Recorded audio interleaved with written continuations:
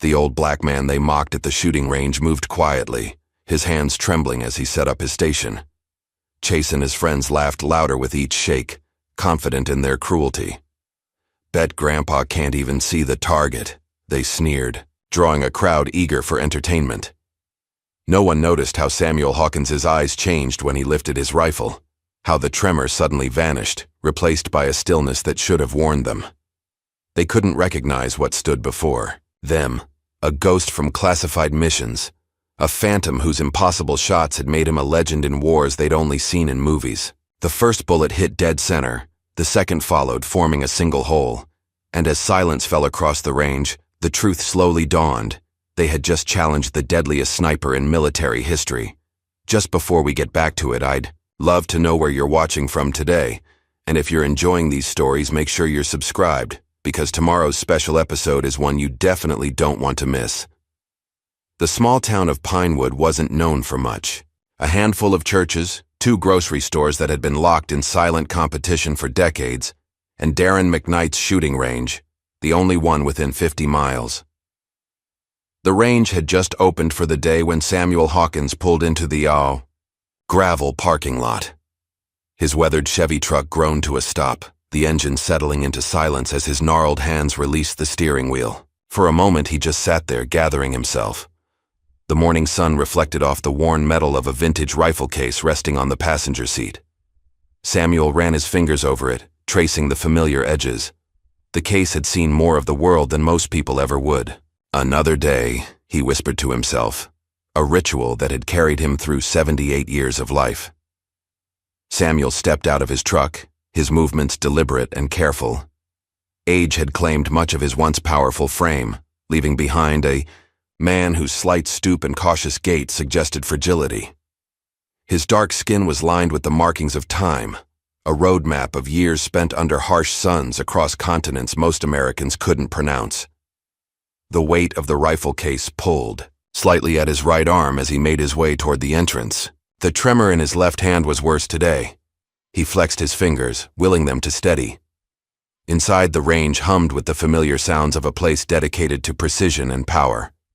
The metallic click of magazines being loaded, the soft murmur of conversations about barrel weights and wind calculations, and occasionally, the contained thunder of a shot being fired. Darren McKnight stood behind the counter, his broad shoulders and military posture unmistakable. In his late 50s, the former Marine still carried himself like he was waiting for inspection. His eyes, sharp and observant, tracked Samuel as he entered. "Morning," Darren nodded, neither particularly warm nor unwelcoming. Just fair, the way he treated everyone. "Morning," Samuel replied, his voice soft yet clear. "Lane for an hour, please." Darren was reaching for the sign-in sheet when the door behind Samuel swung open, letting in a blast of laughter followed by 3 men in their 20s. They carried expensive-looking rifle cases and wore matching caps from a tactical gear company. The smell of beer clung to them despite the early hour. "Yo, Darren, tell me you saved our usual spot." The tallest of the 3 called out, slapping a 20 on the counter. "Chase," Darren acknowledged with a hint of resignation. "Dylan Troy." He nodded to the others. "You know the rules. No shooting if you've been drinking." Chase Warren flashed a grin that never reached his eyes. "Relax, old man. That was last night. We're sharp as tacks today." His gaze landed on Samuel, who was quietly filling out the sign-in sheet. The tremor in Samuel's hand made his signature waver. "Well, look what we have here," Chase nudged Dylan. "Gramps decided to come play with the big boys." Dylan snickered, making no effort to lower his voice. "Think he can even see the target?" Samuel continued writing, his expression unchanged. "Careful. Now." Troy joined in, his voice carrying a sharper edge. "You know what they say about these old types. Probably can't even hold that thing steady." The slur that followed was muttered just loud enough to hear. Darren's jaw tightened. "That's enough," he warned, but Chase was already moving to stand directly behind Samuel. "What you got in there, Grandpa? Civil War musket?" Chase leaned over Samuel's shoulder, invading his space. "Bet you can't hit the broadside of a barn with those shaky hands." Samuel finished signing, straightened up, and turned to face Chase. Their eyes met, and for just a moment, something flashed in Samuel's gaze, something ancient and dangerous, a glimpse of the man he'd once been. Then it was gone, replaced by the mild expression of an elderly man accustomed to being underestimated. "Excuse me, young man," Samuel said politely, stepping around Chase to receive his lane assignment from Darren. "Lane 4, Darren said, handing Samuel a pair of ear protection. "It's the quietest one today." "Thank you." Samuel nodded and moved toward his designated area. "Lane 4, Chase mimicked in a quavering voice. "Better make it the handicapped lane." The three young men erupted in laughter as they took their places in the adjacent lanes. Samuel methodically set up his station, laying out his rifle case, and carefully opening it. Inside lay a precision rifle that looked both vintage and meticulously maintained, the kind of weapon that spoke of expertise rather than hobbyist interest. Samuel's hands moved with practiced efficiency as he assembled it, each motion purposeful despite the occasional tremor. From behind the counter, a young woman emerged with a stack of fresh targets. Mira McKnight, Darren's daughter, had her father's observant eyes and direct manner, though her movements carried the deliberate care of someone who had treated battlefield wounds. "Need anything else, sir?" she asked Samuel, handing him a target. "This is fine, thank you," Samuel replied with a small smile. Across the way, Chase made an exaggerated motion of steadying his hands. "Oh, better watch out! Grandpa's locked!" And loaded. He might hit the ceiling. Samuel didn't acknowledge the mockery. He simply positioned his target, put on his ear protection, and took his stance. His breathing slowed, the tremor in his hands momentarily subsiding as muscle memory older than his tormentors took over. He squeezed the trigger once. The shot rang out, distinct from the rapid-fire approach the young men were taking in their lanes. When the target returned, a single perfect hole punctured the bullseye. Mira, who had been watching, raised an eyebrow. Samuel reloaded without comment, as if the shot had been unremarkable. "Lucky," Chase scoffed, noticing the result. "Bet he can't do it twice." Samuel fired again. Another perfect hit, less than a millimeter from the first. Troy lowered his rifle, frowning. Dylan whispered something to Chase, whose face darkened. "Hey, old-timer," Chase called out, his voice carrying a new edge. "What's your trick? You got some kind of special sight on that antique?" Samuel didn't respond, focusing on his next shot. Irritated by the lack of response, Chase deliberately bumped Samuel's shoulder as he walked past to retrieve a fresh target. "Oops. Sorry there. Unsteady ground," he smirked. Samuel's rifle shifted, but his expression remained neutral. "No harm done," he said quietly, repositioning himself. Mira stepped forward. "Sir, would you like to move to another lane?" Samuel shook his head.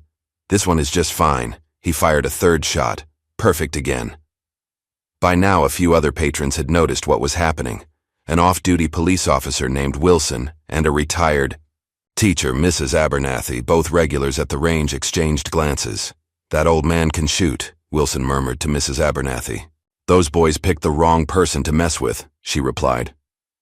After completing his session, Samuel carefully disassembled his rifle, wiping each part down with a soft cloth before returning it to its case. His movements were unhurried, precise.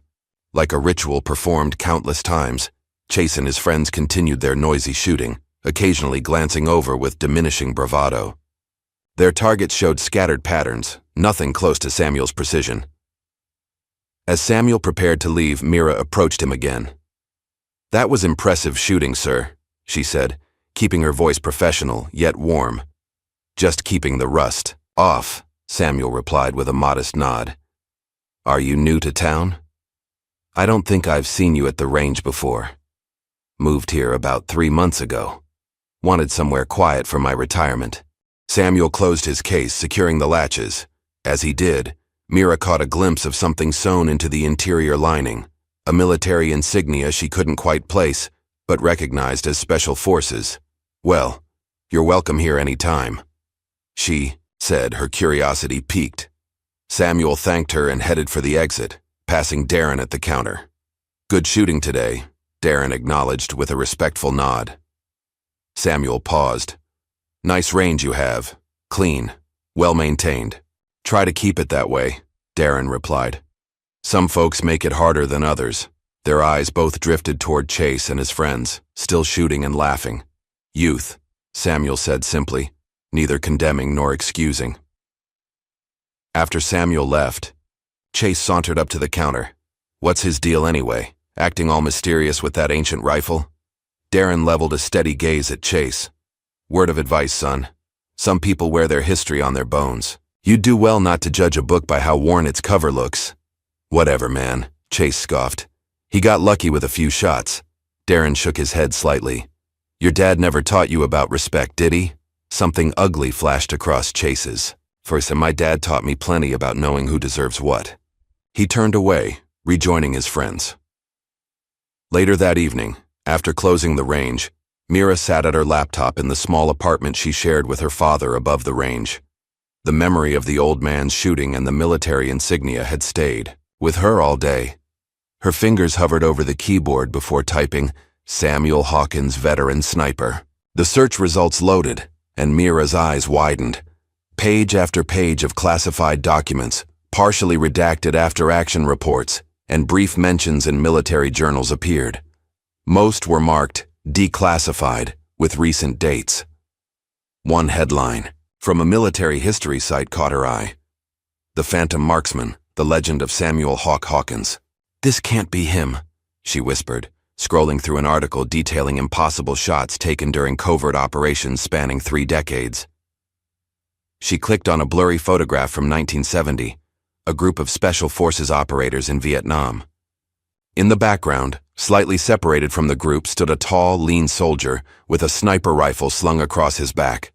The caption read, believed to be S. Hawkins, far right, though few photographs exist of the legendary marksman. Mira leaned closer to the screen, studying the distant figure in the photograph. Then she opened a new search. Darren McKnight Sr. Vietnam. The connection she suspected began to take shape, pulling her into a history she'd never fully known. Chow's morning light filtered through Samuel's kitchen window, casting long shadows across the worn linoleum floor. He moved methodically, preparing his morning coffee with the precision of a man who had made routine his anchor in a chaotic world. Knock at the door broke the silence. Samuel paused, head tilted slightly. Few people knew where he lived. Fewer still would visit unannounced. Old habits made him approach the door from an angle, staying clear of the direct line of fire through the window. Through the peephole, he saw Mira McKnight holding 2 coffee cups from the local diner. He opened the door, surprise briefly crossing his weathered features. Miss McKnight, he said, his voice carrying a question. Mr. Hawkins, Mira replied, offering one of the cups. I thought you might appreciate some real coffee. The stuff at the range tastes like engine oil. Samuel studied her for a moment before accepting the cup. How did you find my address? Small town, she shrugged, but her eyes held something more. Knowledge. Questions. Mind if I come in? It's about my grandfather. Samuel's expression remained neutral, but he stepped aside, allowing her entry to his modest home. The living room was sparsely furnished, a comfortable chair, a small television rarely used, and bookshelves filled with history texts and military memoirs. Nothing personal adorned the walls, no family photos or mementos. It was the home of a man who had learned to travel light through life. Your shooting yesterday, Mira began, settling into the offered chair. I've only seen that kind of precision, from competition shooters or military snipers. Samuel took a seat across from her, his hands cradling the coffee cup. I served, he acknowledged simply. Vietnam? Desert Storm? Mira pressed gently, a slight nod. Among others. Special Forces. Samuel's eyes narrowed slightly. You've been researching me. I'm a curious person, Mira admitted. And that insignia, in your rifle case, it's not exactly standard issue. Samuel took a slow sip of his coffee. The silence stretched between them. Not uncomfortable, but weighted with unspoken history. My father doesn't talk much about my grandfather, Mira finally said. Darren McKnight Sr. He died when my dad was just a teenager, All I know is he served in Vietnam, came home changed and passed away from what they called complications from service. Something shifted in Samuel's gaze, recognition, perhaps even pain. He was a good man, Samuel said quietly. Better than most. Mira leaned forward. So you did know him? Samuel stood, moving to a bookshelf where he retrieved a wooden box. It was simple but well crafted, with a small brass lock. From his pocket, he produced a key that looked as though it hadn't been used in years. Your father, Samuel said, unlocking the box, has his father's eyes. Same way of standing too. Weight on the balls of his feet, ready to move. The lid of the box creaked open, revealing a collection of items carefully preserved. Medals nestled. In velvet, folded papers with official seals, photographs in protective sleeves. Samuel selected one photo and handed it to Mira. It showed a much younger Samuel, his posture military straight, pinning a medal on another soldier.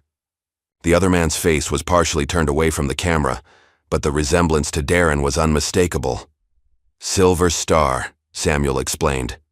For valor under fire. He pulled 3 men to safety while taking heavy enemy fire. Should have been a Medal of Honor, but politics got in the way. Mira's fingers trembled slightly as she traced the outline of her grandfather's profile. He saved my life 3 times, Samuel continued, his voice taking on the cadence of someone revisiting a well-worn memory. First time was near Pleiku. Second time near the Cambodian border. Third time, he paused. Well, the third time isn't. In any official record, he rifled through the box, pulling out another photograph. This one showed a group of men, faces smudged with camouflage paint, weapons held with the comfortable familiarity of extensions of their bodies. Samuel stood slightly apart, a long-range rifle in his hands. Recon unit, deep in hostile territory, he explained. Your grandfather was our radio operator, I was Overwatch. Sniper, Mira translated. Samuel nodded. We called it playing guardian angel back then. His eyes took on a distant look, seeing something far beyond the walls of his small home. It was monsoon season, he began, his voice dropping to a near whisper. Visibility near 0. We'd been tracking NVA movements for 3 days without sleep. The unit was moving through a valley when the ambush came. Samuel's hands, usually unsteady with age, became perfectly still as he spoke, as if the memory itself steadied him. I was positioned on a ridge about 800 yards out. The rain was coming down so hard I could barely see through my scope. Your grandfather's voice came through the radio, calm as could be. Hawk, we need your eyes. Then all hell broke loose. Mira listened, transfixed, as Samuel described impossible shots taken through sheets of rain, guided more by instinct than sight. The way he had systematically eliminated the ambush, one precise shot at a time, while the unit below scrambled for cover. The last enemy soldier had your grandfather in his sights, Samuel continued. I took the shot through a gap in the trees, no wider than a dinner plate, 850 yards in a monsoon with a crosswind, the kind of shot you don't even attempt. But you made it, Mira said softly. Had to, Samuel replied simply. He'd have done the same for me. Mira's gaze dropped to the photo again. And the third time, when he saved you? Samuel carefully replaced the medals and photos in the box, all except for one document that he handed to Mira. It was a psychiatric evaluation, dated 1973, with much of the text redacted. After Vietnam, I came home. Different, Samuel said, choosing his words with care. The things I'd seen, the things I'd done, they follow you. Your grandfather found me one night, sitting in my car with my service pistol. He knew what I was considering. He tapped the document. Got me into a program for veterans instead of letting me become another statistic.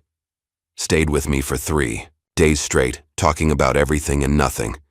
Made me promise to call him if the darkness ever came back. Mira blinked back unexpected tears.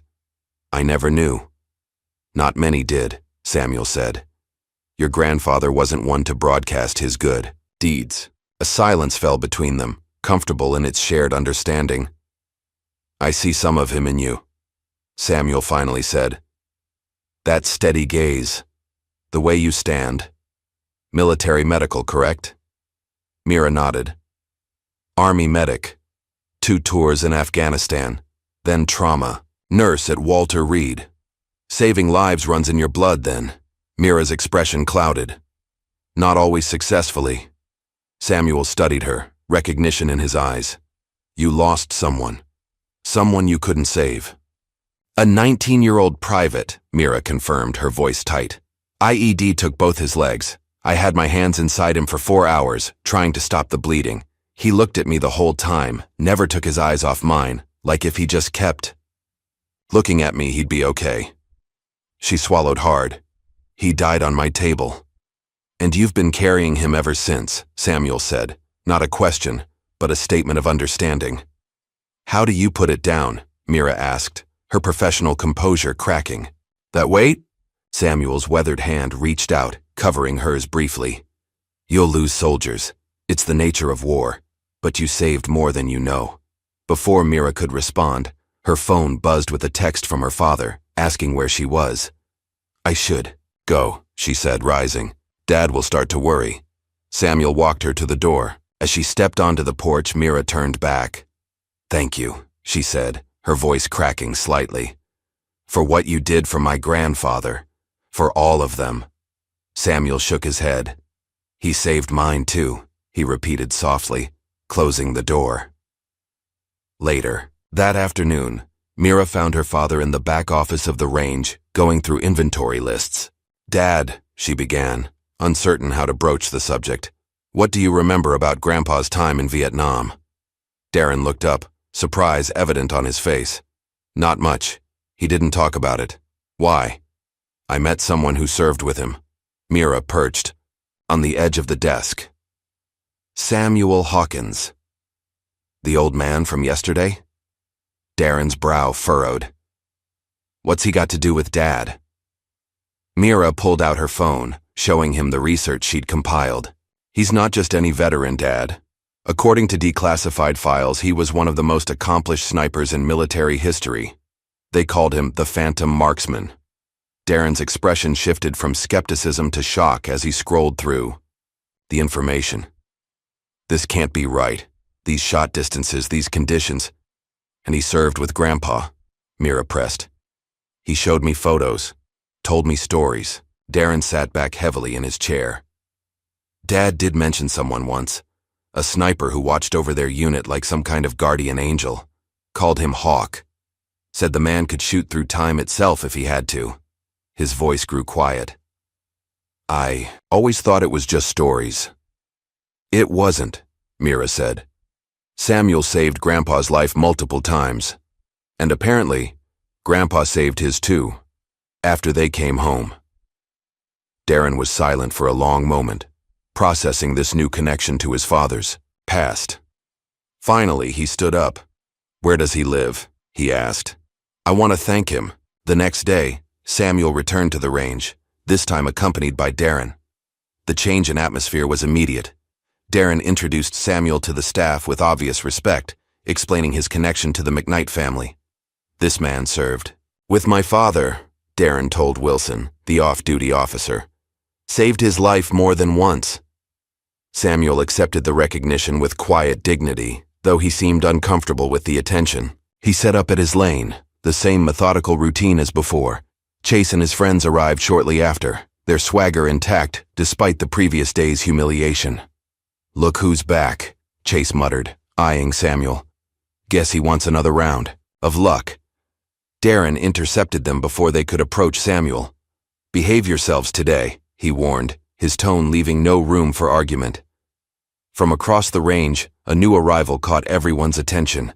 A woman in her mid-30s with a camera bag slung over one shoulder surveyed the space with sharp, analytical eyes. Can I help you? Mira asked, approaching her. I hope so, the woman replied, offering her hand. Renee Jackson, investigative journalist. I'm researching a book on unrecognized military heroes. Her gaze drifted to Samuel, who was carefully loading his rifle. And I think I just found my next chapter. Chase, watching this exchange, saw an opportunity. He approached Samuel with an exaggerated show of respect that didn't reach his eyes. "Hey there, sir," he said loudly, ensuring the journalist could hear. "How about a friendly competition? Just a simple 5-shot drill for accuracy and speed. Show these folks what real shooting looks like?" Samuel glanced up, studying Chase for a moment. Then, to everyone's surprise, he nodded. 5 shots, he agreed quietly. "Your terms." A small crowd began to gather as word of the challenge spread through the range. Renee positioned herself for a better view, her interest clearly piqued. As Darren set up the competition targets, Mira moved to Samuel's side. "You don't have to do this," she said quietly. Samuel checked his rifle's scope with practiced precision. "Some lessons can only be taught through demonstration," he replied, his voice carrying a hint of something Mira hadn't heard before. Not anger, but firm resolve. The stage was set for what would become a pivotal moment, not just for Samuel, but for everyone watching. The shooting range fell silent as Chase stepped up to the firing line. His confident smirk betrayed no doubt as he loaded his expensive tactical rifle, the kind that promised to make even an amateur look competent. 5 shots in 10 seconds, Darren announced, standing as the official judge. "Highest score wins." Chase winked at his friends, Dylan and Troy, who stood nearby with their arms crossed. "Watch and learn, old-timer," he said loudly enough for everyone to hear. Samuel stood quietly to the side, his weathered rifle held loosely in hands that now, strangely, showed no sign of trembling. Renee Jackson, the investigative journalist, positioned herself for a better view, her keen eyes missing nothing. A small crowd had gathered, regular patrons, a few off-duty police officers, and Mira, whose concerned gaze shifted between Samuel and Chase. "Timer starts on my mark," Darren said, lifting his hand. 3, 2, 1, mark.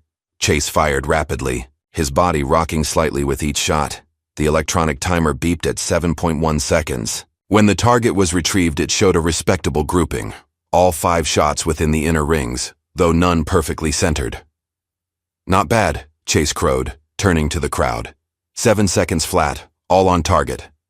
He gave Samuel a challenging look. "Your turn, Grandpa. Try not to throw your shoulder out." Samuel stepped forward with an unhurried grace that spoke of decades of discipline. He settled into position, adjusting his stance slightly as if finding his center. The way he held the rifle, like it was an extension of his body rather than a tool, made several of the veterans in the crowd exchange knowing glances. Darren raised his hand again. "Ready, Mr. Hawkins?" Samuel gave a barely perceptible nod. 3, 2, 1, mark. 5 shots rang out in such rapid succession they seemed almost a single sound, yet each was distinct, controlled. The timer beeped at 5.2 seconds. When the target returned, a hushed whisper rippled through the crowd. 5 perfect bullseyes so tightly grouped, they formed what looked like a single hole with ragged edges.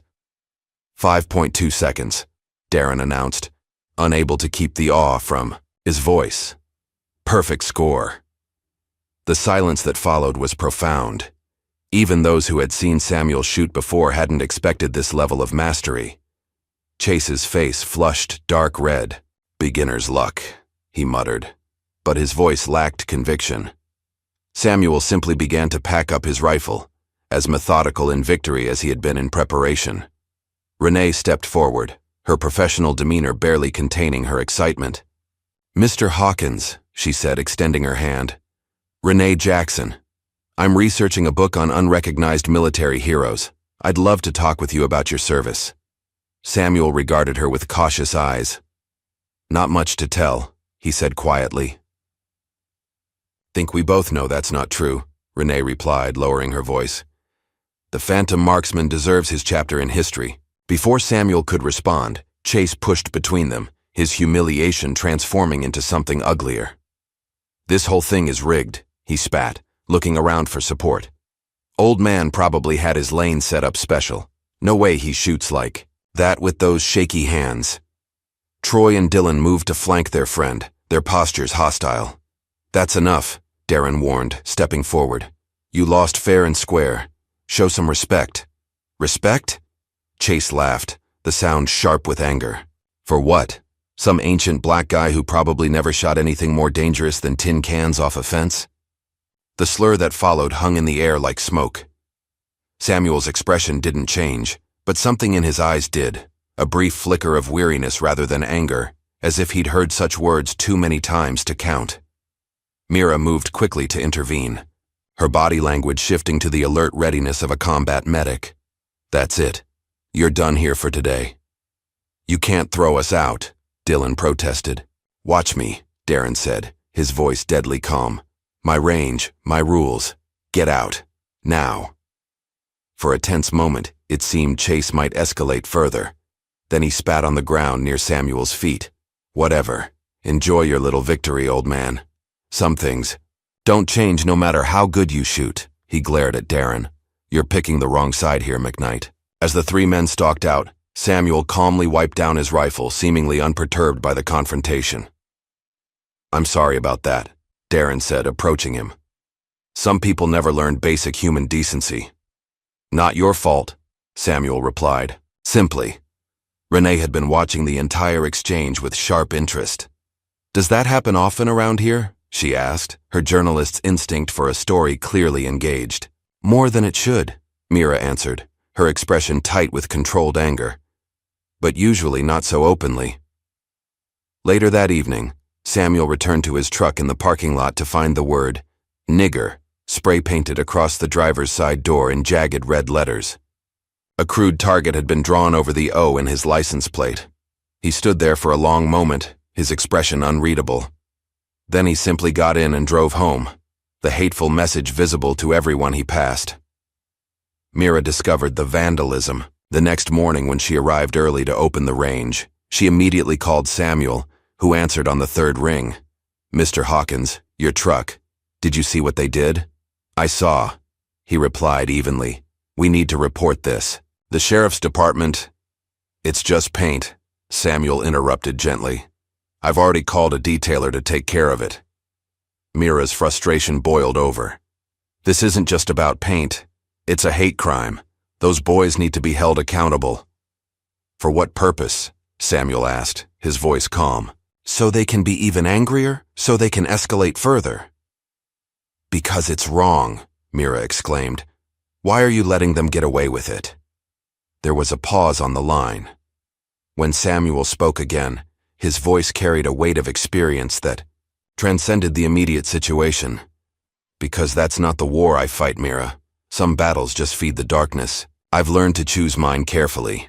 The wisdom in his words didn't diminish Mira's anger, but it gave her pause. "At least let me help clean it up." "Already taken care of," Samuel assured her. "I'll see you at the range tomorrow." After hanging up, Samuel sat quietly in his living room, his mind drifting back to another time when choices had weighed heavily on his conscience. The memory came with visceral clarity.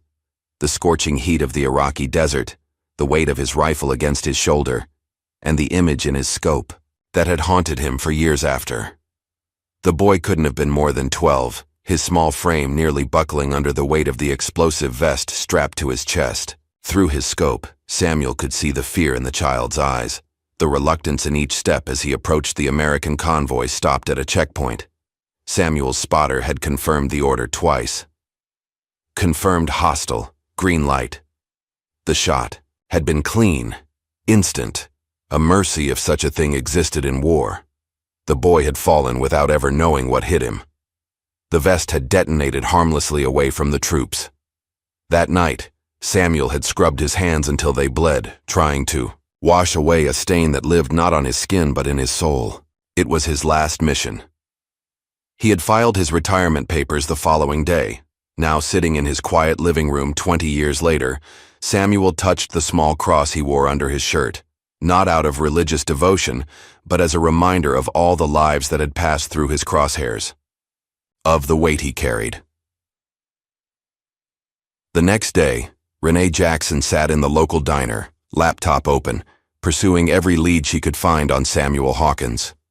Her publisher had initially been enthusiastic about the Phantom Marksman chapter for her book, but as she dug deeper, revealing connections to classified operations across 3 decades, his tone had changed. "This is too hot," her editor had warned during their morning call. "We're talking about Black Ops, potential CIA involvement. Find a safer story, Renee. Since when do we back away from the truth? She had countered. Since we don't want to get sued into oblivion. Or worse. Renee had hung up, frustrated but undeterred. As she scrolled through heavily redacted mission reports, a new email appeared in her inbox. The sender was anonymous, but the subject line caught her attention. Hawk's Nest, Chase Warren. Inside was a single link to a private social media group.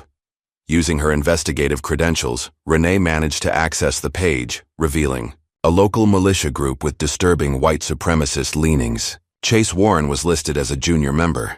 His father, Sheriff Frank Maynard, was tagged in several posts. Renee's journalistic instincts sharpened. The connection between a local sheriff and a hate group was troubling enough. But when she searched for Maynard's military background, another piece fell into place. He had served in the same region as Samuel during Operation Desert Storm.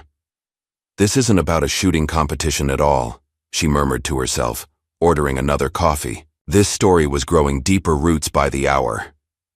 Meanwhile, at the range, Darren faced his own confrontation. Chase and his friends had returned, demanding to be allowed back in. It's a public business, Chase argued. You can't discriminate against us. Actually, I can, Darren replied. Private property. And after the stunt you pulled with Mr. Hawkins's truck, you're permanently banned. Chase's face contorted with rage. You're picking an old black vet over your own people? My father won't be happy about this. Your father should have taught you. Better, Darren said evenly. Now get out before I call someone to remove you. Chase leaned in, his voice dropping to a threatening whisper. You're making enemies you can't afford, McKnight. This isn't over. After they left, Mira found her father in the back office, his knuckles white as he gripped the edge of his desk.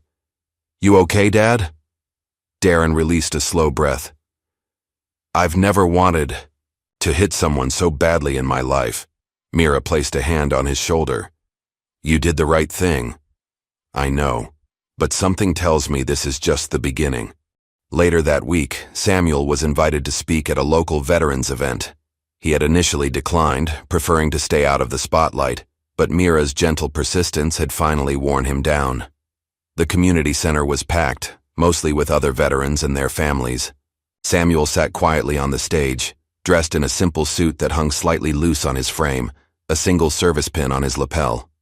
When introduced, he walked to the podium with the measured pace of a man who had learned that rushing led to mistakes. The microphone squealed briefly as he adjusted it. I'm not one for speeches, he began, his voice soft but clear. Never have been. In my line of work, silence was usually the better part of valor. A few knowing chuckles rippled through the audience. They asked me to talk about heroism today. I'm not sure I'm qualified. I just did a job that needed doing. He paused, gathering his thoughts. But I've been thinking a lot about what we carry, home from war. The room grew still, veteran faces nodding in silent understanding. We all come back with invisible luggage, Samuel continued. Some call it PTSD, some call it the weight of memory. Whatever name you give it, it's heavy, and it's private. But that doesn't mean we have to carry it alone. His gaze found Mira. In the audience, a silent acknowledgement passing between them. The real battle starts when you come home. When you have to remember how to live in a world that doesn't understand what you've seen, what you've done. That's the war that never really ends. Samuel's hands rested lightly on the podium, steady now, as if the very act of speaking these truths had temporarily lifted the tremor that usually plagued him. I've been carrying my war for over 50 years now. Some days it's lighter than others. But I've learned this much. Our scars, visible and invisible, don't define us. They just prove we were stronger than whatever tried to hurt us. When he finished speaking, the silence held for a heartbeat before the room erupted in applause. Many of the veterans had tears in their eyes, a brotherhood of understanding that transcended words. As the event wound down, Renee approached Samuel. That was powerful, she said. Would you reconsider an interview for my book?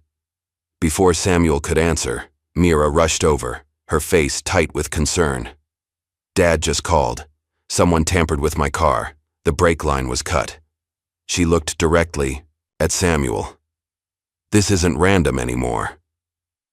Late that night, as Mira and Darren discussed increasing security at the range, Renee received an anonymous threat ordering her to drop her investigation. And somewhere in the darkness, Samuel Hawkins made a decision that would change everything. The morning dawned gray and threatening, heavy clouds hanging low over the landscape as Mira arrived at Samuel's house. Her knocking went unanswered. The key. Windows were dark, the truck gone from the driveway. "Mr. Hawkins?" she called, peering through the windows.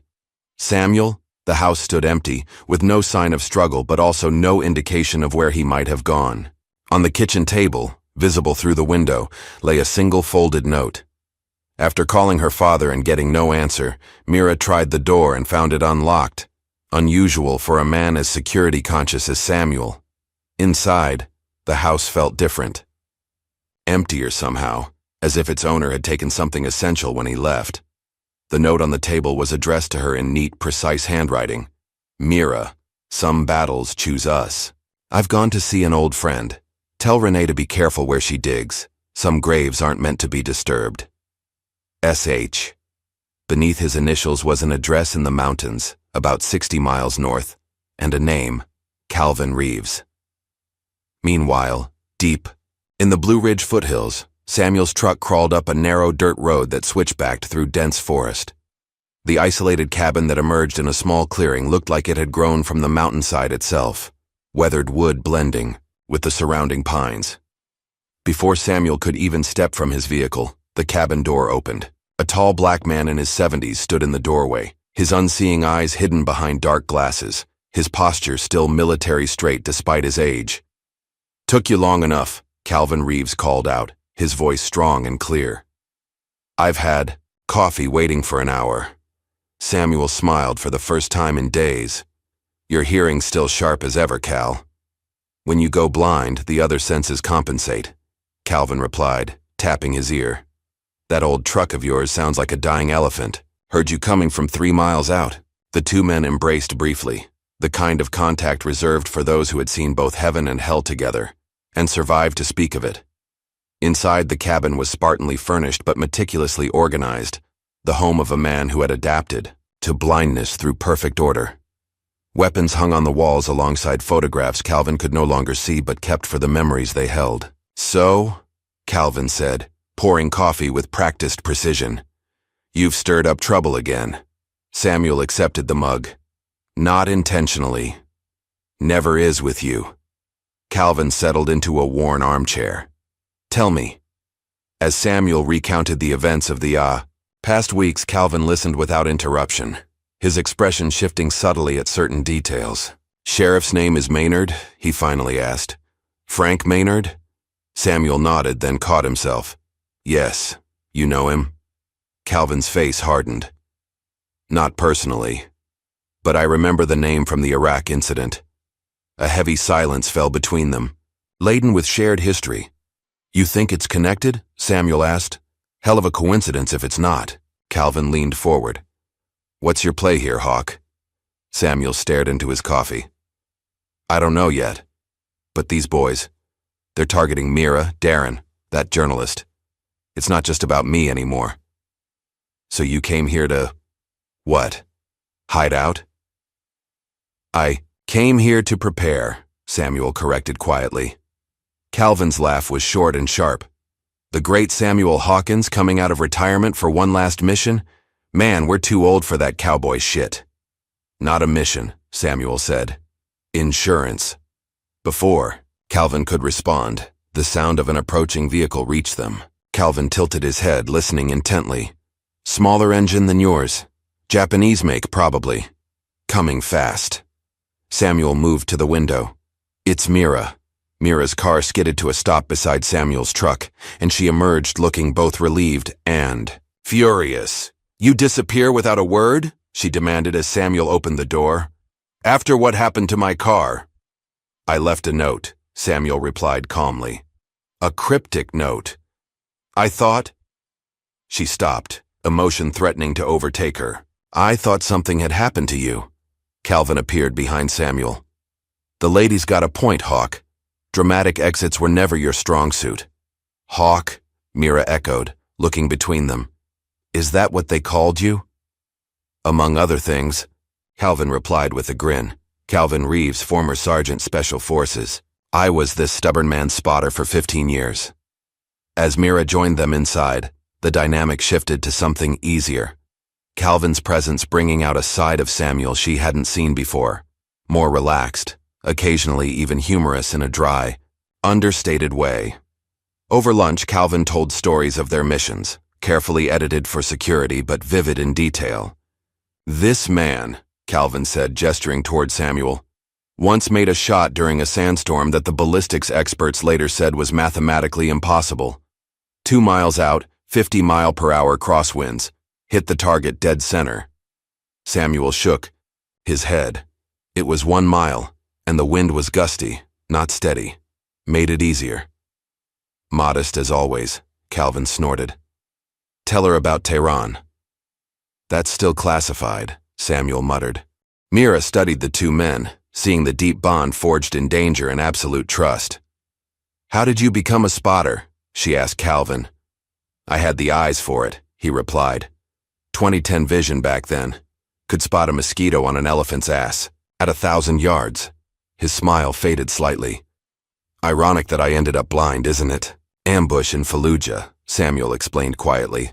Flash grenade at close range, burned his retinas. Best thing that ever happened to me, Calvin countered. Got me out before I ended up making one mistake too many. Got me my disability check, my cabin, and my peace and quiet. He turned toward Samuel with unerring accuracy. Something this fool has never learned to accept.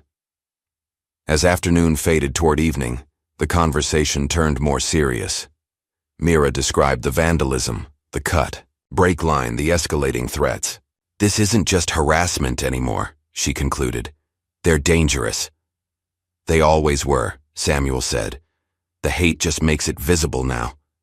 Calvin had grown increasingly pensive. There's something you're not seeing, Hawk. The timing, the personal nature of it. This isn't just about some racist punks at a shooting range. Samuel nodded slowly. I've been thinking the same thing. Mira looked between them.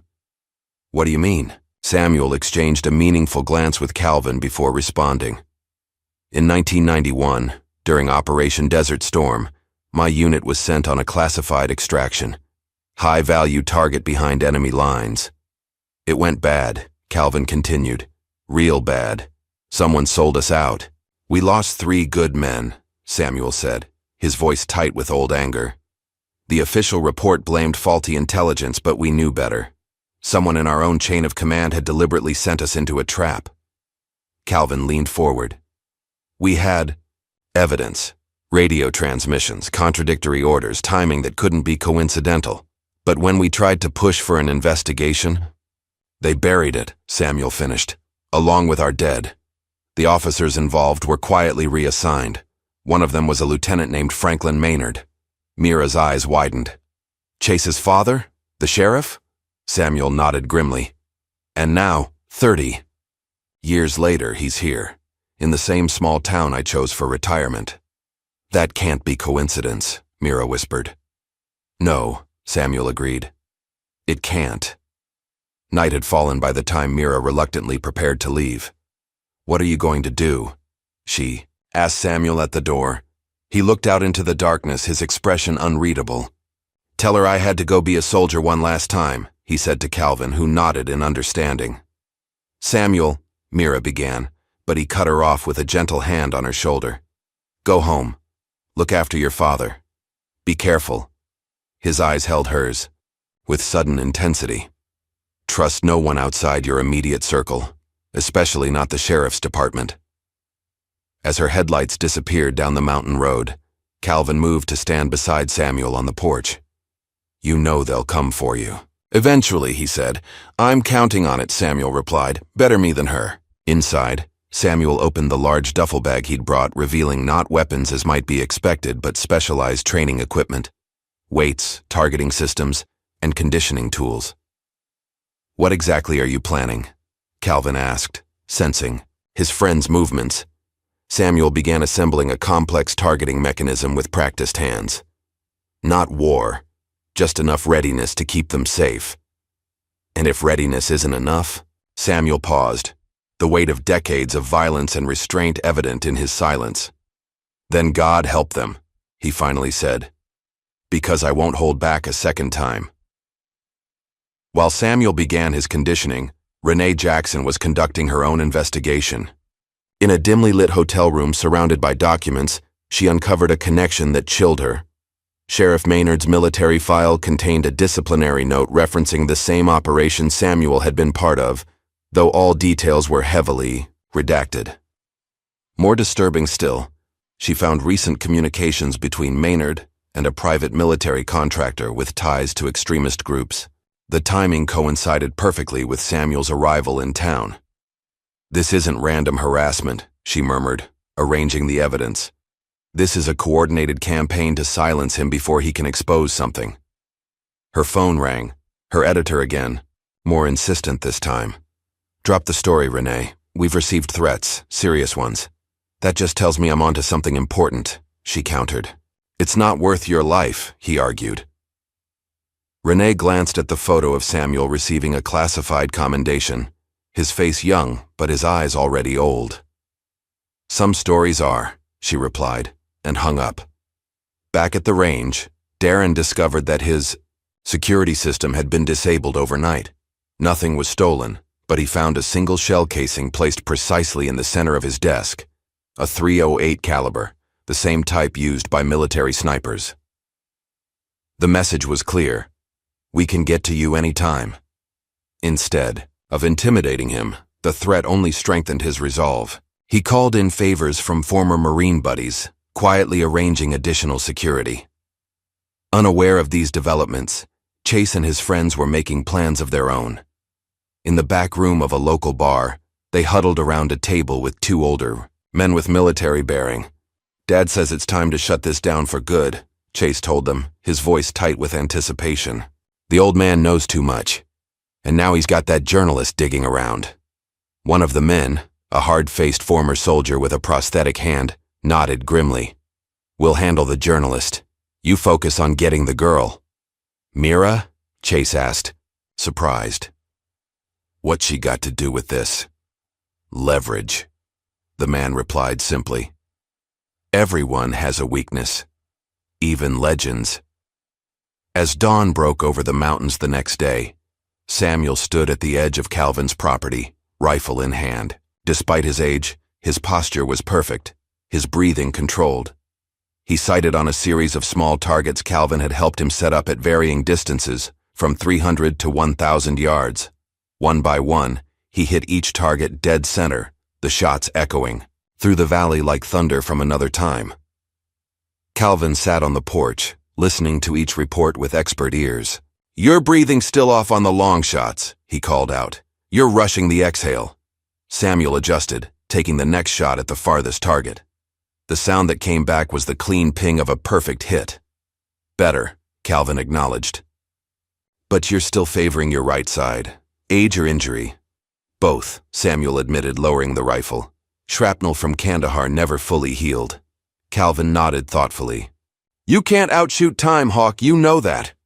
"I don't need to," Samuel replied, reloading methodically. "I just need to stay sharp enough." "For what's coming?" Samuel gazed out at the distant targets, his expression hardening with resolve. "For what's already here." Miles away, Mira received an urgent text message that appeared to be from Samuel. "Meet me at the range tonight, 9 p.m. Come alone. Critical information." She read it twice, a sense of unease growing within her. Something about the wording felt wrong. Samuel had never texted her before, preferring calls or in-person conversations. Suspicious, she called the number, but it went straight to voicemail. She tried Samuel's actual number next. No answer there either. Following her instincts, she called Renee. "Did you get a message from Samuel today?" "No," Renee replied, her voice instantly alert. "Why?" Mira explained the text, her concern evident. "Don't go," Renee said immediately. "It's not from him. It's a trap." As darkness fell, multiple vehicles converged on the isolated shooting range. Mira's car, driven cautiously with her father. Beside her, Renee's rental, approaching from the opposite direction, and two unmarked SUVs carrying Chase, his friends, and their older military companions. Watching it all from a hilltop half a mile away, Samuel Hawkins adjusted his thermal scope, his weathered face illuminated by the faint green glow. Beside him lay the tools of a trade he had hoped never to practice again. "I see you," he whispered, tracking the movement below with the calm detachment of a man who had once been death's quiet ambassador. "And this time, you won't even hear me coming." The shooting range stood silent under the moonlight, its metal frames and target stands casting long shadows across the concrete floor. Mira stepped carefully through the unlocked front gate, her phone's flashlight cutting a narrow beam through the darkness. "Samuel?" she called out, her voice echoing against the empty stalls. "Are you here?" Despite Renee's warning, she had come, not out of naivety, but prepared. Her father waited in a hidden position outside with a hunting rifle, while Renee was parked down the road, ready to call for backup. Mira moved toward the main building, every sense heightened. The familiar space felt alien in the darkness, transformed into something threatening. When the power suddenly cut out, plunging her phone's flashlight into the only remaining light source, her suspicions were confirmed. "I know this is a trap," she called out steadily. "Whoever's here, you should know. I'm not alone." Laughter echoed from the shadows near the equipment room. Three figures emerged, wearing tactical gear and face coverings, but Mira immediately recognized Chase's distinctive swagger. "Smart girl," Chase said, pulling down his mask with a smirk. "But not smart enough." He gestured vaguely toward the perimeter. "Your dad's already been taken care of." Mira's heart dropped, but she kept her expression neutral, years of combat zone experience helping her maintain composure. "What do you want, Chase?" "Originally, just to teach that old man a lesson about respect." Chase stepped closer, his face twisted with malice. "But now we're cleaning up loose ends." Dylan and Troy flanked him, their stances betraying military training that seemed at odds with their youth. Mira realized they weren't just rich kids playing soldier, they had actual training. "This isn't about the shooting competition," Mira said, playing for time while scanning for escape routes. "What did Samuel do to you? Or was it to your father?" Chase's smile faltered. "You don't know anything."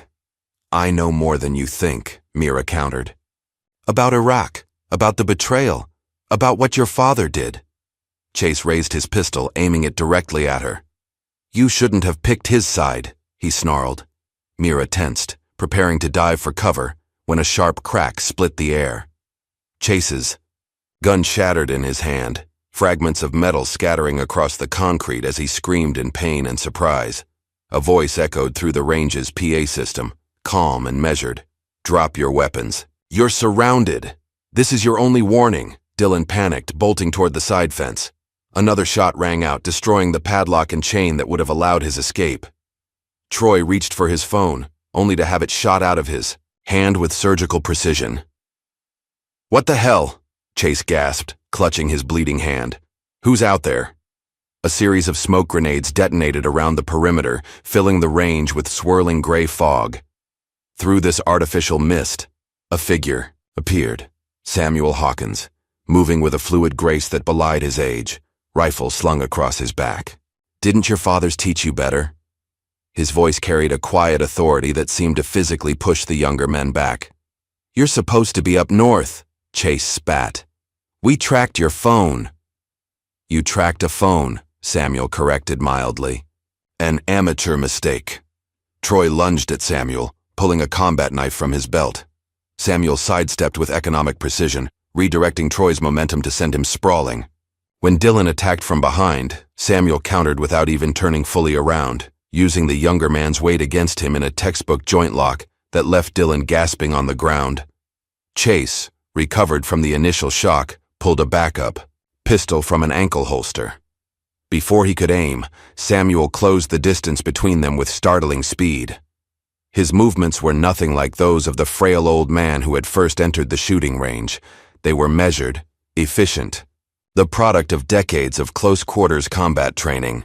The disarm happened so quickly it was almost imperceptible. One moment Chase had the gun, the next he was on his knees, arm twisted at an unnatural angle, Samuel standing calmly above him. 20 pounds of pressure more, and your shoulder separates, Samuel informed him conversationally.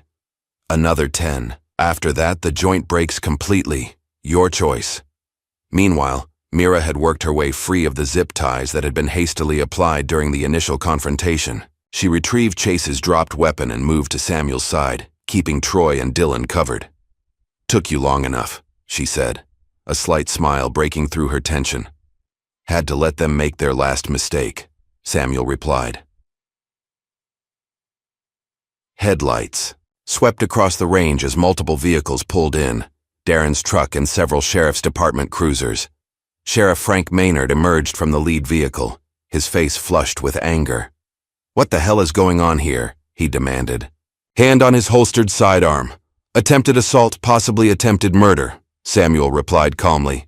Your son and his friends lured Ms. McKnight here under false pretenses.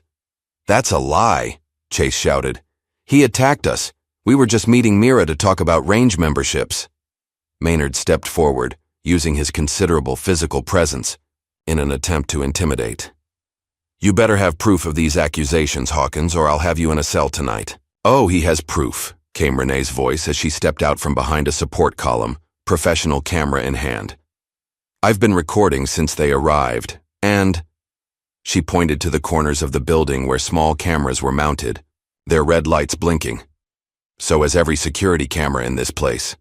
Maynard's face went ashen. You set this up. No, Samuel corrected. We just made sure the truth would be seen this time. His gaze hardened. Unlike in Iraq, the sheriff flinched at the reference, then quickly recovered his composure. Deputies, arrest Mr. Hawkins for assault and trespassing. None of the deputies moved. One of them, a younger officer named Patterson, stepped forward instead. Sir, we've all seen the footage coming through to dispatch. It's clear who the aggressors were. Maynard's hand tightened on his weapon. That's an order, deputy. With respect, sir, Patterson replied, I think we should follow proper procedure here. Multiple witnesses, video evidence. This needs to go by the book.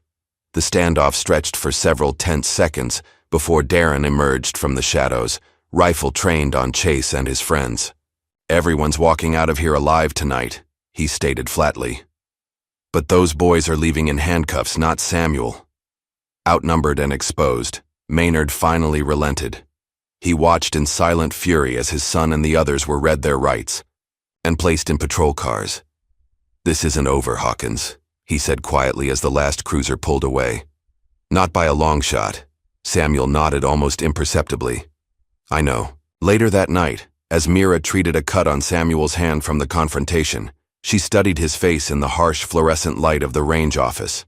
You knew they'd come for me to get to you, she said. It wasn't a question. It's what I would have done, Samuel replied. Target the people someone cares about when you can't reach them directly. Mira's hands paused in their work. Is that what happened in Iraq, with Maynard? Samuel was quiet for a long moment. We were sent to extract a high-value intelligence asset, a scientist who wanted to defect.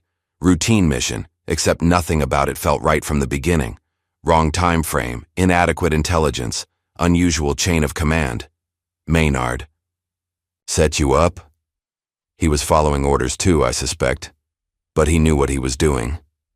Samuel's eyes took on that faraway look she'd come to recognize. We lost 3 men in the initial ambush.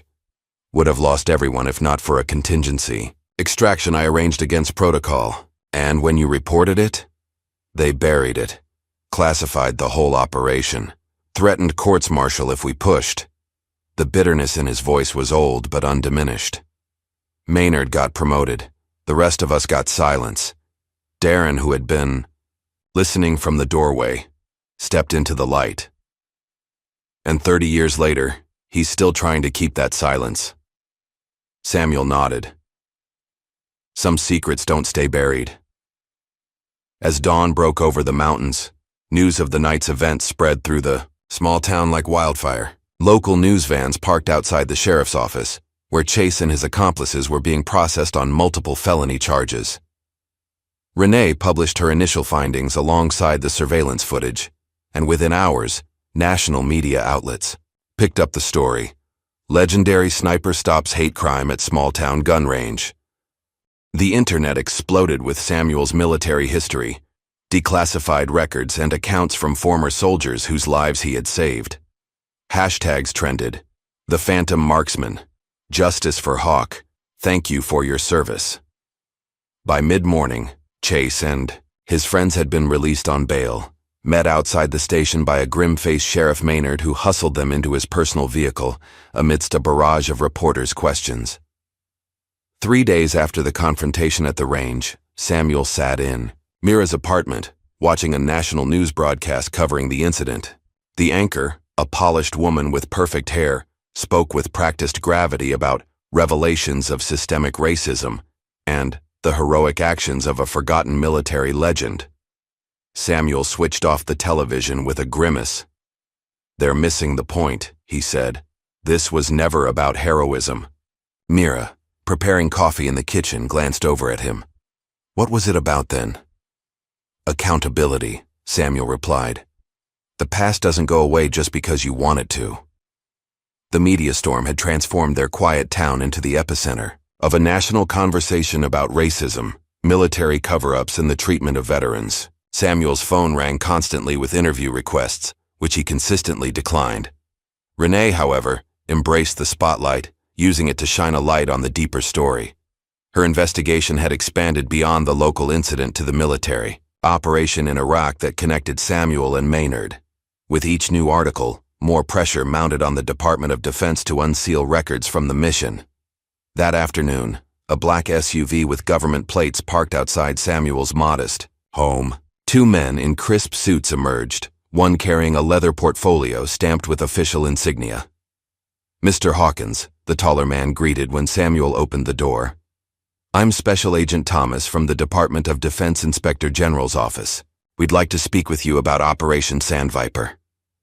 Samuel's expression remained neutral, but a slight tension in his shoulders betrayed his surprise at hearing the operation's codename after so many years. 30 years late, he observed. "But come in." Inside, the agents laid out documents on Samuel's kitchen table, many still bearing classified stamps that had been freshly crossed out with declassified markers. In light of recent events and media scrutiny, the Secretary has authorized a full review of the 1991 incident, Agent Thomas explained. "We're reopening the investigation into the compromised extraction." Samuel studied the documents without touching them. "Why now?" "Officially, new evidence has emerged."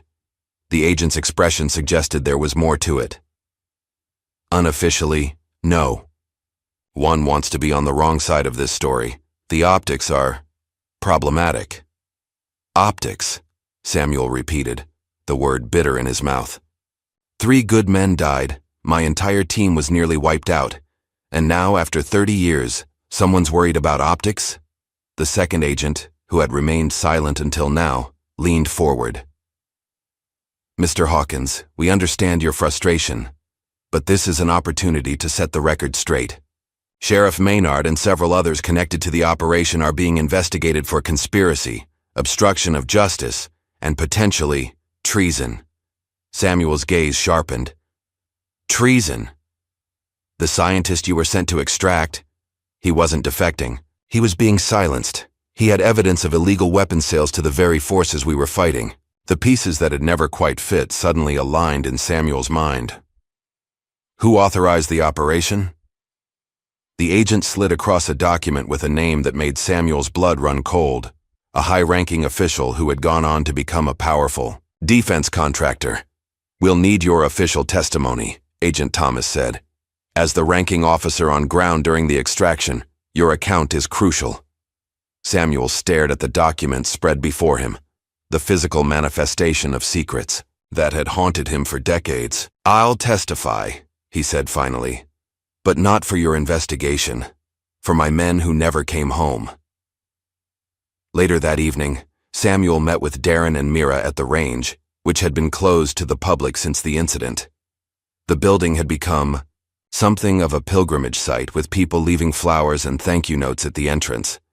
"The Department of Defense is reopening the Iraq case," Samuel told them. "They want my testimony." Darren whistled low. That's going to cause some serious waves. It already has, Samuel replied. Maynard's been suspended pending investigation. Chase and his friends are facing federal hate crime charges on top of the assault and conspiracy counts. Mira studied Samuel's face. You don't seem happy about it. Justice delayed isn't really justice, he said quietly. It's just less injustice. A knock at the door interrupted them. Renee entered, looking both excited and apprehensive. My publisher called, she announced. They want to fast-track the book now. Full marketing push, speaking tour, the works. Congratulations, Samuel said, genuinely pleased for her. Renee hesitated. There's a condition. They want you involved. Front and center. Samuel shook his head. I'm not interested in being a celebrity. Not as a celebrity, Renee countered. As a voice for others. Black veterans whose stories were erased. Men and women who served in silence and came home to a country that didn't acknowledge their sacrifice. The words hung in the air, their weight and truth undeniable. Samuel's expression remained stoic, but something shifted in his eyes. I'll consider it, he finally said.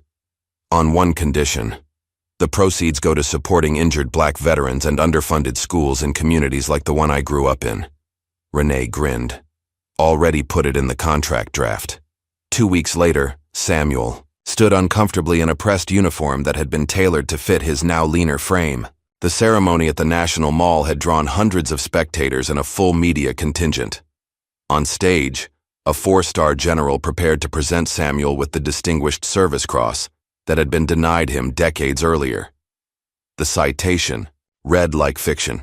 Impossible shots taken under unimaginable conditions. Dozens of American lives saved through his precision and courage. When it came time for Samuel to speak, he approached the microphone with the same measured pace that characterized all his movements. I accept this honor, he began, his voice steady but soft, forcing the crowd to quiet themselves to hear him.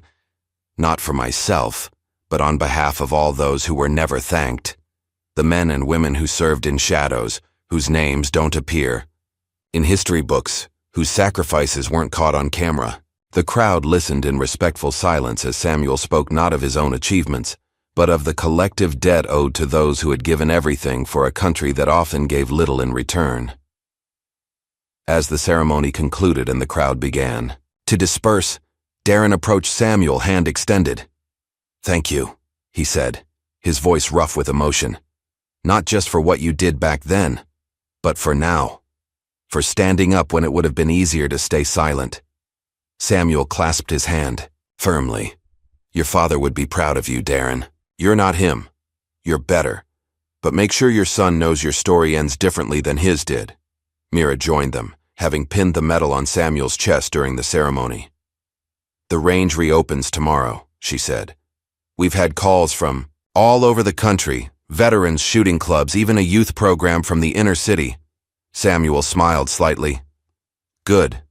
A range should be about skill and discipline, not where you come from or what you look like. As they walked toward the cars, Renee hurried over, phone in hand. That was my publisher, she said breathlessly. They're doubling the initial print run. The pre-orders are through the roof. Just make sure you get the story right, Samuel told her. Not just the shots fired, but why they mattered. That evening, Samuel visited Calvin at his mountain cabin, bringing a bottle of good bourbon and news of the ceremony. Should have seen it, Cal, he said as they sat on the porch. Brass everywhere, cameras, speeches. Would have hated every minute of it. Calvin laughed, pouring drinks by feel. Bet you did too. Every second, Samuel admitted with a rare chuckle. They drank in companionable silence for a while, listening to the night sounds of the forest. So what now? Calvin finally asked.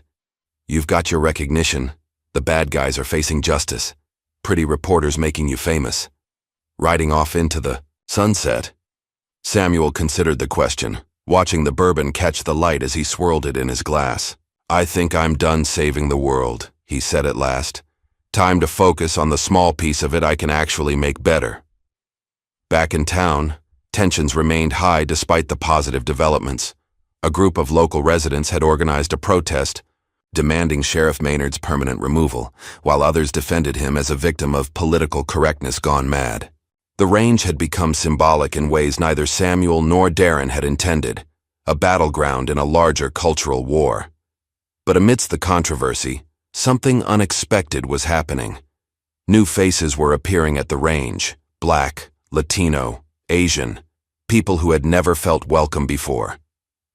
Mira observed this shift with cautious optimism.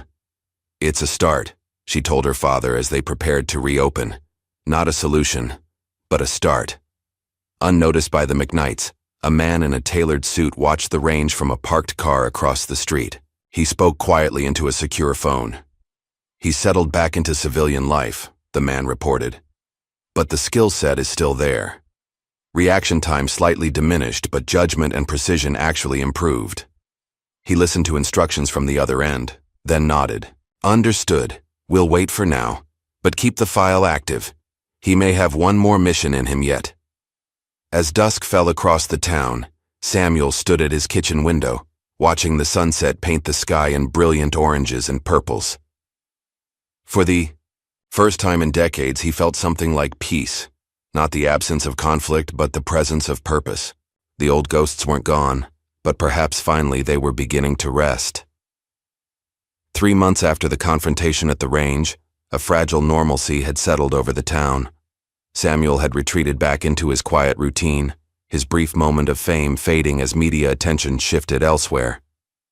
The range flourished under Darren and Mira's management, becoming a model of inclusion in a community still wrestling with its divisions. Sheriff Maynard had been placed on administrative leave pending the federal investigation, his authority temporarily transferred to his deputy. Chase and his friends awaited trial on reduced charges, their family's influence having secured favorable bail conditions. It was a cool autumn morning when Mira didn't show up for her opening shift at the range. Darren called her cell phone repeatedly, each unanswered ring increasing his concern. By noon, he'd contacted every friend and acquaintance who might know her whereabouts.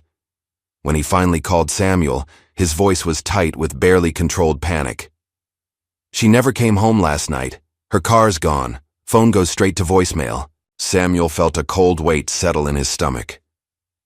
"I'll be there in 20 minutes, he said, already moving toward his rifle case. He arrived to find Darren pacing the range office, phone pressed to his ear. "Still nothing," Darren reported, ending the call. "I've filed a missing persons report, but without evidence of foul play." "There's foul play," Samuel said with quiet certainty. He handed Darren a folded piece of paper that had been left under his truck's windshield wiper. "Found this when I was leaving." Darren unfolded it with shaking hands, written in block letters, "You took our boys. Now we take yours." "Maynard," Darren breathed, his face darkening with rage. "Not directly," Samuel cautioned. "He's too visible right now.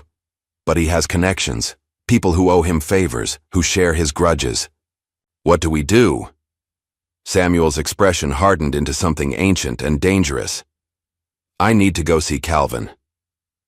By late afternoon, Samuel had returned to his small house to prepare.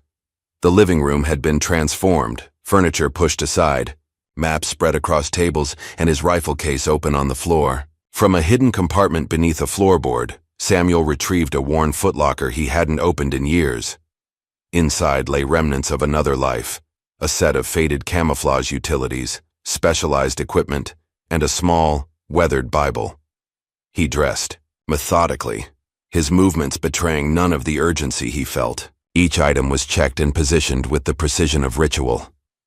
Finally, he knelt beside the case, eyes closed, lips moving in a silent prayer. "Tell her I had to go be a soldier one last time," he had told Calvin earlier that day. Now, alone. In the gathering dusk, those words echoed in his mind as both promise and lament. Meanwhile, Renee Jackson had been conducting her own investigation into Mira's disappearance.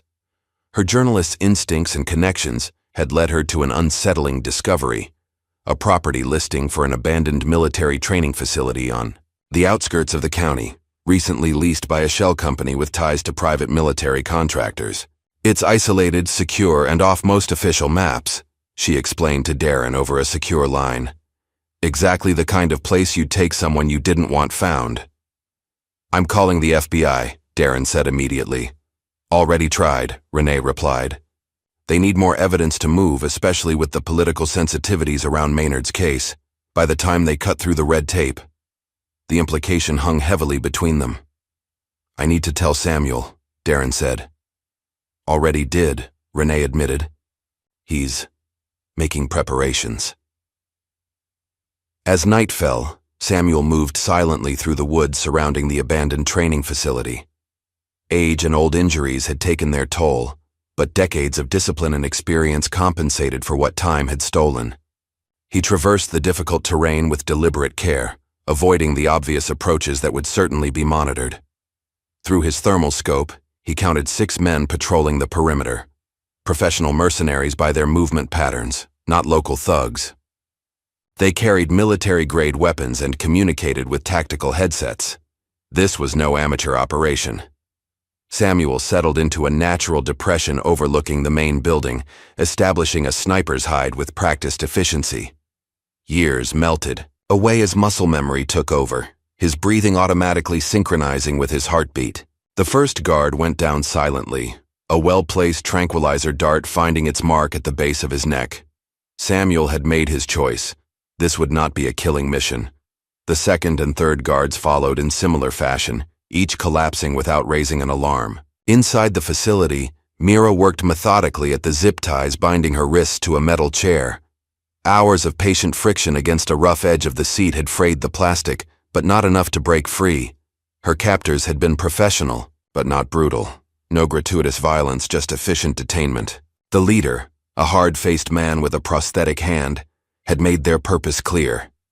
You're just leverage, he had explained dispassionately. Nothing personal. Once the old man shows up, you go free. He won't come alone, Mira had warned. And he's not what you think. The man had smiled thinly. We're counting on it. Now, as she worked at her restraints, Mira heard the first signs of something changing. A guard's radio call going unanswered. Footsteps hurrying past her door, terse orders being issued. He's here, she whispered to herself, doubling her efforts on the zip ties. Samuel had infiltrated the building through a maintenance access point, disabling 2 more guards along the way. The facility's layout was familiar, standard military design that he had navigated countless times in different contexts. He moved like a shadow, using darkness and silence as weapons. When he reached the corridor where Mira was being held, he encountered the first real resistance. 2 guards with tactical positioning and clear fields of fire made a direct approach impossible. Samuel retreated briefly, finding the building's electrical panel. With precise timing, he triggered a targeted blackout of just that section, plunging the corridor into darkness. In the momentary confusion, he moved. The guards never saw him coming. One moment they were adjusting to the darkness, the next, they were unconscious on the floor, victims of Samuel's silent efficiency. Outside the door where Mira was held, Samuel paused, listening. One person inside, breathing pattern suggesting readiness, not relaxation. The leader. Instead of bursting in, Samuel knocked gently. She's coming out, he called, his voice casual. Boss wants her moved. A moment of silence, then footsteps approaching the door. As it opened, Samuel struck with the speed and precision that had made him legendary, a single blow to a specific nerve cluster that dropped the man instantly. Mira looked up in shock as Samuel entered, his familiar face a stark contrast to the tactical gear and focused intensity of his bearing. Took you long enough, she said, managing a small smile despite her situation. Had to let them make their last mistake, Samuel replied, producing a knife to cut her restraints. Once freed, Mira immediately moved to a defensive position, years of military training taking over. How many? 6 outside, 4 inside. All neutralized, non-lethally. She nodded her approval. Exit strategy? Samuel handed her a backup weapon. Northwest corner, through the maintenance tunnel. Renee is waiting with a vehicle a half-mile out. As they prepared to move, the leader began to stir. Samuel knelt beside him, applying just enough pressure to keep him immobilized. Who hired you? He asked quietly. The man's eyes darted away. Job came through usual channels, private contract. Maynard? A hesitation, then a slight nod. Indirectly, through an intermediary. Samuel studied him for a moment. You have a choice now. This can end here, or it can follow you for the rest of your life. Your call. Something in Samuel's tone, not a threat, but absolute certainty, reached through the man's professional detachment. There's a laptop in the office, he said finally. Contract details, payment trail, everything. Password is Sierra Echo, Victor Echo, November. Samuel committed it to memory, with a nod. Make better choices next time, he advised, before rendering the man unconscious again with a precise strike. As they made their way through the darkened facility, Mira touched Samuel's arm. How did you find me so quickly? Samuel's expression softened briefly. I've been tracking high-value targets across hostile territory for longer than you've been alive. Finding someone I care about? That's just coming home. They retrieved the laptop and continued toward the exit point. As they neared the tunnel entrance, headlights swept across the compound. Multiple vehicles approaching rapidly. Reinforcements, Samuel assessed grimly. Change of plan. He guided Mira to a defensive position with good cover and clear sight lines. I'll draw them off. You get to the extraction point. I'm not leaving you, she protested. Not asking, Samuel replied firmly. This isn't your fight. Mira's eyes flashed. It became my fight when they took me to get to you. We go together or not at all. For a brief moment, Samuel saw not just Mira, but echoes of her grandfather. The same stubborn courage, the same loyalty. He nodded once, adjusting his plan. Together then. As the vehicles disgorged armed men, a single shot rang out, taking out the lead vehicle's engine block in a spray of steam and oil. The precision and angle of the shot sent a clear message. A master sniper had them in his sights. Confusion erupted as the men scrambled for cover, uncertain where the shot had come from. Another shot disabled a second vehicle, boxing them in, without harming any personnel. Through their confusion came another vehicle, a sheriff's department cruiser with emergency lights flashing. Deputy Patterson emerged, weapon drawn. Federal agents inbound, he announced through a loudspeaker. Lay down your weapons. This facility is surrounded. It was a bluff, but a well-timed one. Between Samuel's precise shots, Patterson's authoritative presence, and the genuine uncertainty of their situation, the mercenaries made the practical choice. Weapons were lowered, hands raised. From their hidden position, Samuel and Mira watched the surrender unfold. Your friend has good timing, Samuel observed. I called him when they first grabbed me, Mira explained. Managed to hit emergency dial before they took my phone. Wasn't sure if it connected. Samuel allowed himself a small smile. Always have a backup plan. As they finally made their way to Renee's waiting vehicle, Samuel glanced back at the facility, now swarming with local law enforcement. A chapter was ending, but the story wasn't over yet. One last shot, he murmured to himself. 1 year later, the Hawkins Training Grounds celebrated its grand opening. The former McKnight shooting range had been completely renovated and expanded, its new mission proclaimed on a bronze plaque by the entrance. Where skill and respect meet, all are welcome. Mira, now the head instructor and co-owner with her father, cut the ceremonial ribbon before a crowd of community members, veterans, and media. The facility had been transformed into both a premier shooting range and a community center offering programs for at-risk youth, veterans with PTSD, and anyone seeking to learn responsible firearms handling. My grandfather believed that the ability to protect others was a sacred trust, Mira told the gathered crowd. Today, we honor that belief by creating a space where everyone can learn, practice, and grow, regardless of background, race, or circumstance. Samuel watched from the sidelines, uncomfortable with attention but proud of what had been accomplished. The events of the previous year had led to significant changes. Sheriff Maynard had been indicted on multiple federal charges, his decades of corruption finally exposed through evidence found on the mercenary leader's laptop. Chase and his friends had received reduced sentences in exchange for testimony against the larger conspiracy, their youth and manipulation by older figures taken into account during sentencing. They were now serving community service hours at veteran support centers, a more productive form of justice than mere punishment. Renee's book, The Phantom Sniper, The Story They Buried, had spent 20 weeks on the New York Times bestseller list. As promised, all proceeds went to supporting Black veterans and underfunded schools. More importantly, it had sparked a congressional investigation into the systematic erasure of Black service members' contributions from official military histories. After the ceremony, Darren approached Samuel with a handshake that turned into an embrace. "Couldn't have done this without you," he said, gesturing to the transformed facility. "You would have found a way," Samuel replied. "You're stubborn like that." Darren chuckled. "Learned from the best. I'm teaching a veteran support group now, helping them process what they brought home with them." "Good," Samuel nodded approvingly. "That's a different kind of marksmanship, hitting the target that really matters." As the crowd dispersed into the new facility for tours and demonstrations, Samuel slipped away quietly. He had found a small lake house 30 miles outside of town, close enough to visit, far enough for the solitude he still craved.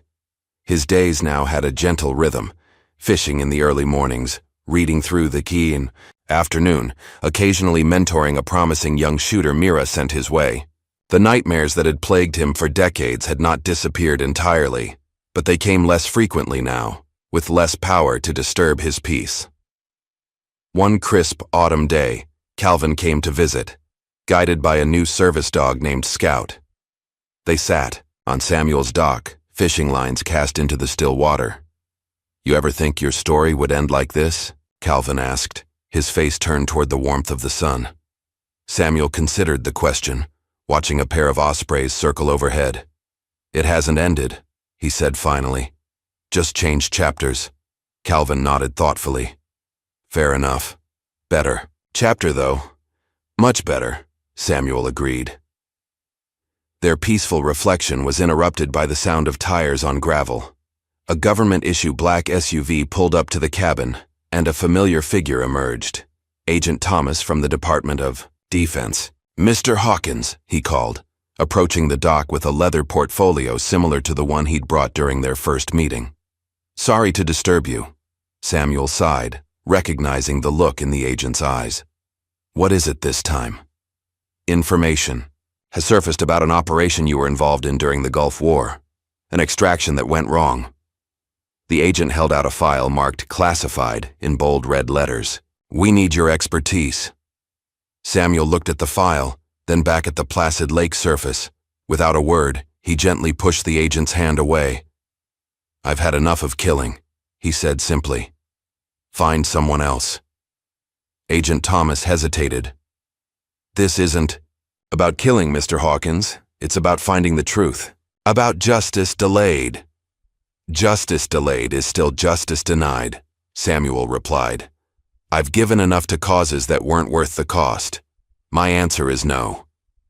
The agent seemed ready to argue further, but something in Samuel's expression, not anger, but absolute finality, made him reconsider. With a respectful nod, he returned to his vehicle and drove away. Calvin, who had listened to the exchange in silence, smiled slightly. "Turning down the call to adventure? That's not the Samuel Hawkins I knew." "Maybe you never really knew me," Samuel replied with unexpected lightness. "Or maybe I finally know myself." Several weeks later, Samuel attended a special ceremony at the training grounds. Mira was receiving a national medal for bravery related to the events of the previous year. The facility was packed with dignitaries, media, and community members. When Mira took the podium to give her acceptance speech, her eyes found Samuel in the crowd. "People have called me brave for what happened last year," she began. "But true courage isn't found in dramatic moments. It's found in showing up day after day to face whatever comes with dignity and purpose." She paused, emotion briefly overtaking her professional composure. "Everything I am, I owe to a man who never asked for thanks, who taught me that precision isn't just about hitting targets, but about choosing the right targets to hit in the first place." Samuel ducked his head slightly, uncomfortable with the recognition but moved by her words. After the ceremony, Samuel walked the grounds alone, noting the changes with approval. The walls now featured photographs of diverse American heroes throughout military history, many of them black service members whose contributions had been overlooked. Training programs catered to everyone from competitive shooters to complete beginners, with special classes for women, minorities, and veterans. On one wall, Samuel's philosophy had been engraved in bronze: shoot not to harm but to protect, speak not to boast but to teach. As the sun began to set, Samuel found himself drawn to the far end of the range. The last few visitors were leaving, and in the growing quiet, he felt a familiar urge. Setting up at the farthest lane, he removed his old rifle from its case, the movements as natural as breathing. He loaded a single round and adjusted the scope, his hands steady and sure. At the maximum distance, a glass bottle had been placed on a stand, a nearly impossible shot for most, at the very edge of practical marksmanship. Samuel settled into position, finding that perfect stillness that had defined his life for so long. He breathed out slowly, squeezing the trigger at precisely the right moment. The bottle shattered, a clean hit at 1,000 yards. A small smile touched Samuel's lips as the sound of the shot echoed and faded, blending with the wind rustling through the trees. He carefully packed away his rifle, knowing it might be the last time he fired it. Some skills never fade, he thought, but some battles end not with victory or defeat, but with the choice to set down your weapon and walk away. As he left the range, a young black girl, no more than 12, watched him with wide, curious eyes. She wore a worn baseball cap similar to his own, and her stance suggested someone already learning to find her center. "Are you him?" she asked boldly. "The sniper they all talk about?" Samuel considered her for a moment, then knelt to meet her, at eye level. "I'm just an old soldier," he said gently, "but I see a future marksman standing right in front of me." He adjusted her cap slightly, the gesture carrying all the weight of passing something precious forward. "Remember," he told her, "the most important shot is always the next one. Make it count." The girl nodded solemnly, understanding something, beyond her years in his words. As Samuel walked toward his truck, the setting sun cast his shadow long across the ground. Not the shadow of a weapon, but of a man who had finally found his peace. The range stood as his legacy, a place where barriers fell and skill alone determined worth, and somewhere in the distance the echo of his last shot continued to ripple outward, touching lives he would never know in ways he could never imagine. The story of the phantom marksman wasn't ending. It was just beginning to be properly told. Have you ever wondered how many legends walk among us, unrecognized until someone pushes them too far? If Samuel's story moved you, hit that like button and subscribe for more tales of hidden heroes who remind us that respect is earned, not demanded.